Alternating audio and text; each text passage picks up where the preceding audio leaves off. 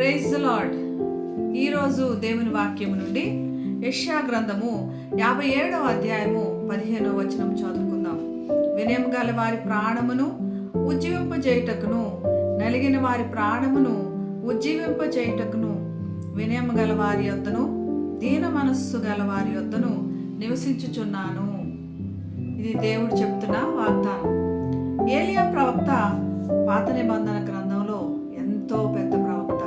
దేవుని చేత అభిషేకం పొంది అగ్ని పొంది దేవుని కోసము బలంగా నిలబడిన ప్రవక్త. ఇశ్రాయేలీలకు విగ్రహారాధన చేయొద్దని ఎంతో ఖచ్చితంగా వారికి బోధించిన ప్రవక్త.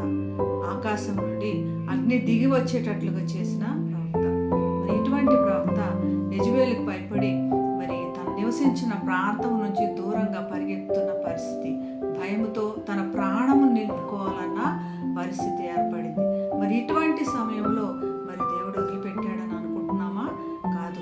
అక్కడ కూడా దేవుని దూత వచ్చి మరి ఏలియాకి పరిచర్య చేయడం మనం చూస్తున్నాం. ఏలియాతో మాట్లాడి ఏలియాని ధైర్యపరిచినట్లు మనం చూస్తున్నాం. మనకు కూడా ఎంతో పరిస్థితులు ఈరోజు ఎదుర్కొంటున్నాం కదా. మరి ఈ సమయంలో మన తోడు ఎవరు లేరు, మనకి సహాయం చేసేవాళ్ళు ఎవరు లేరు, మనల్ని వెనుతట్టే వాళ్ళు ఎవరు లేరు అని వెనకంజ వేస్తున్నాం కదా.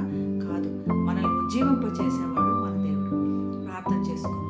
పరిశుద్ధమైన యేసయ్యా, ఈ దినము మమ్మల్ని నడిపించమని, మమ్మల్ని ఉజ్జీవింప చేయమని, నీ కాపుదల దాయమని యేసు నామమున ప్రార్థిస్తున్నాం.